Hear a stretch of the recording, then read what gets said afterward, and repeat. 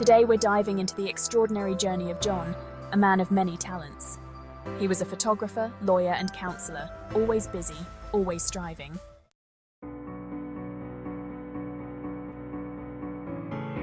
John was a family man, married with 3 kids, but felt a wall rise within him when it came to faith. He'd often excuse himself from family prayers, unable to partake in their spiritual practice. His family, though disheartened, never gave up on him, praying for him to open his heart to their faith.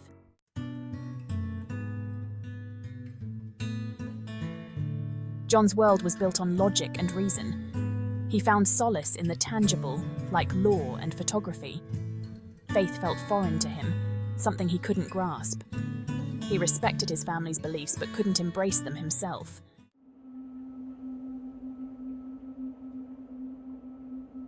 During family prayers, John felt a mix of unease and defiance. His inner voice spoke of logic and reason, reinforcing his doubts and skepticism. Over time, he trusted this voice, not realizing it led him away from true peace.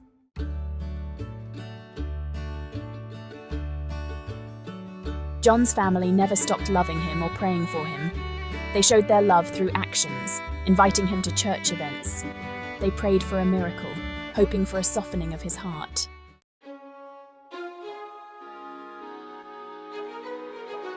John's career flourished, but a quiet discord persisted. He watched his family's faith blossom, feeling a silent chasm between them. His success felt hollow at times, a gilded cage. He longed for the serenity his family found in faith.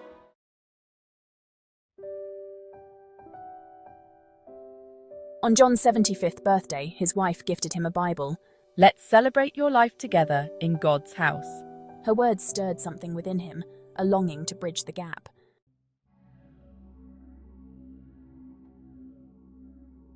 John reluctantly agreed to go to church with his family. I guess I'll go with you. But as they approached the church, panic washed over him. He asked his wife to stop the car, feeling unwell, and watched his family continue without him.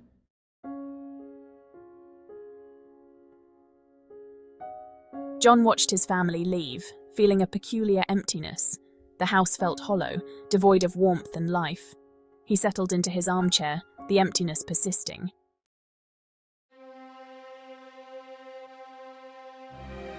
A sharp pain pierced John's chest and he lost consciousness. He woke in a hospital bed, having survived a massive heart attack. What happened? He realized he had been wrong, facing his own mortality.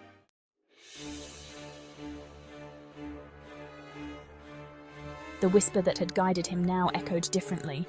I led you astray. John decided to embrace the faith that had sustained his family. He had been given a second chance and would not waste it.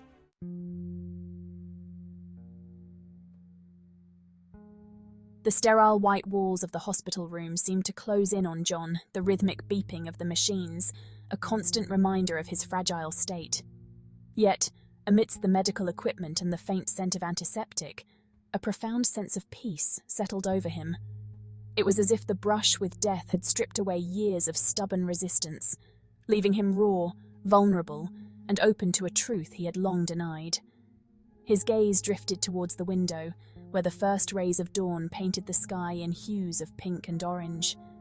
The beauty of the sunrise, a simple yet profound expression of nature's artistry, filled him with a sense of awe and wonder he hadn't experienced in years. It was as if a veil had been lifted from his eyes, allowing him to see the world and his place in it with newfound clarity. He thought of his family, their unwavering love and support during his ordeal, a testament to the power of the faith he had rejected for so long. He realized that their faith was not a weakness, as his inner voice had so often whispered, but a source of strength, resilience, and unwavering hope. The thought of his wife's tear-stained face, her hand clutching his as if holding onto a lifeline, filled him with a wave of shame and regret. He had been so focused on his own doubts, his own stubborn pursuit of logic and reason, that he had failed to see the beauty and truth that lay beyond the confines of his own limited understanding.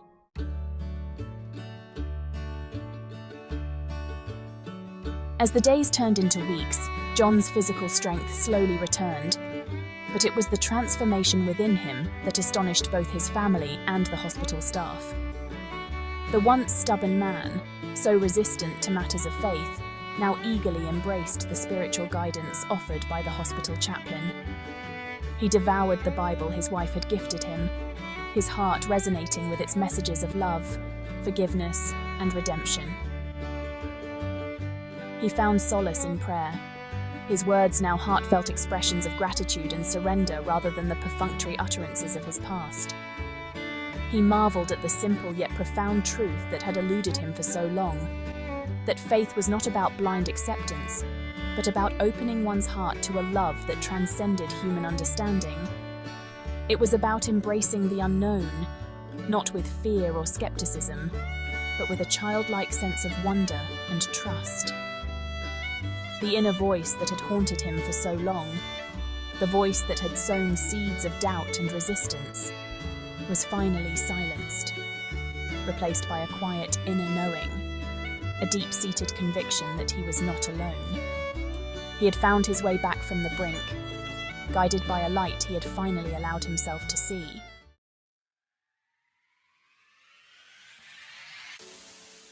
The day John was discharged from the hospital was met with tears of joy and heartfelt prayers of thanksgiving. I can't believe I'm finally home. It's like a dream. As he stepped across the threshold of his home, he was greeted not just by the familiar scent of baking bread and the comforting sounds of family life, but by a palpable sense of peace and wholeness.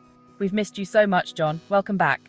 It was as if his illness, his brush with eternity, had not only healed his physical body, but had mended the invisible rift that had separated him from his family for so long. I'm so sorry for my stubborn resistance. Thank you for your unwavering love. I promise to embrace the faith that has been our anchor. He gathered his loved ones around him, his voice thick with emotion as he expressed his remorse, his gratitude, and his newfound commitment to faith. We love you, John. We're just so happy you're safe. That Sunday, for the first time in his life, John accompanied his family to church, not out of obligation or a sense of duty, but with an open heart and a yearning to deepen his connection to the divine. This feels right. I finally feel like I belong. As he sat beside his wife, the words of the hymns washing over him, he felt a sense of belonging he had never known before. Together we are stronger. Faith binds us. He was no longer an outsider looking in, but an integral part of a community united by faith, love, and a shared sense of purpose. The journey has been long and difficult, but I've found my way home. The journey had been long, arduous, and fraught with challenges, but in the end, John had found his way home.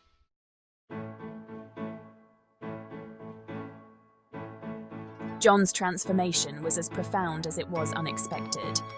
He returned to his photography, his law practice, and his counselling with a renewed sense of purpose, his work now infused with the faith that had once eluded him. His photographs, once celebrated for their technical brilliance, now seemed to glow with an inner light, capturing not just the outward beauty of his subjects, but their inherent dignity and worth. He approached his legal cases with a newfound compassion, seeing beyond the legalities to the human stories at the heart of each dispute. His clients, sensing his empathy and genuine desire to help, often found themselves confiding in him not just about their legal troubles, but about their personal struggles as well. And as a counsellor, John's own journey of transformation gave him a unique understanding of the human condition, of the doubts, fears, and longings that reside within us all. He listened with his heart as much as his ears, offering words of wisdom and encouragement that resonated deeply with those seeking his guidance. He no longer shied away from speaking about his faith, but shared his story openly and honestly, his words a testament to the transformative power of grace and redemption. He found that his vulnerability, his willingness to share his own struggles, often opened doors for others to do the same, creating a space of trust and authenticity in his interactions.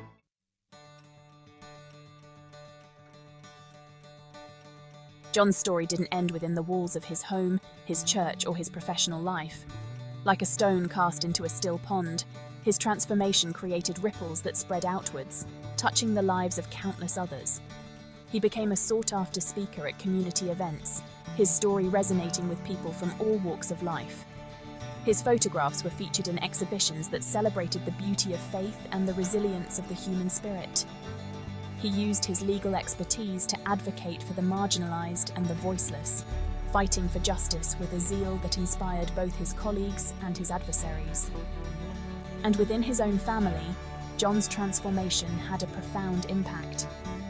His children, who had witnessed his years of resistance, now marveled at his unwavering faith and his passionate commitment to living a life guided by his beliefs.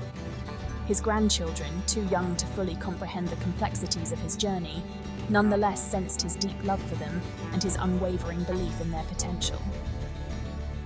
John's story became a source of inspiration, a reminder that it's never too late to open one's heart to faith, to embrace the transformative power of love and forgiveness, and to make a difference in the world, one life at a time.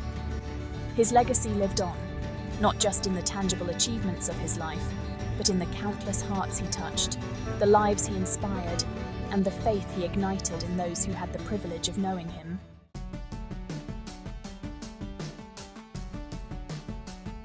John's journey was nothing short of extraordinary. He had lived a full life, a successful life, but it was a life marked by a stubborn refusal to embrace the one thing that had the power to truly complete him: faith. It took a brush with eternity, a glimpse into the abyss of what might have been, to shatter the walls he had so carefully erected around his heart.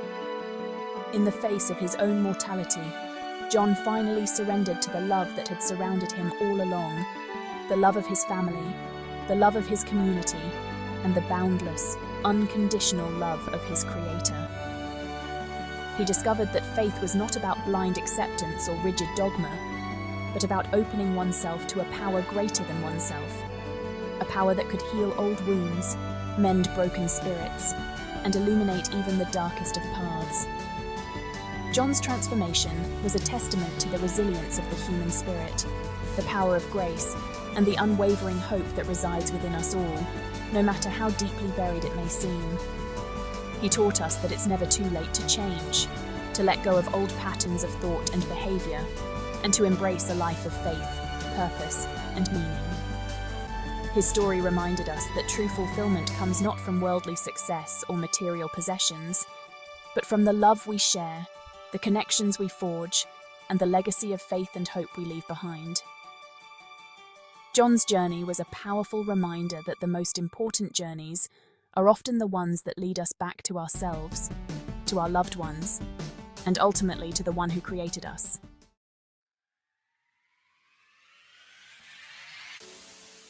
John's story didn't end with his passing. His legacy lived on in the hearts and minds of all those he touched, in the countless lives he transformed through his photography, his legal work, his counselling, and most importantly, through his unwavering faith and his willingness to share his story with the world.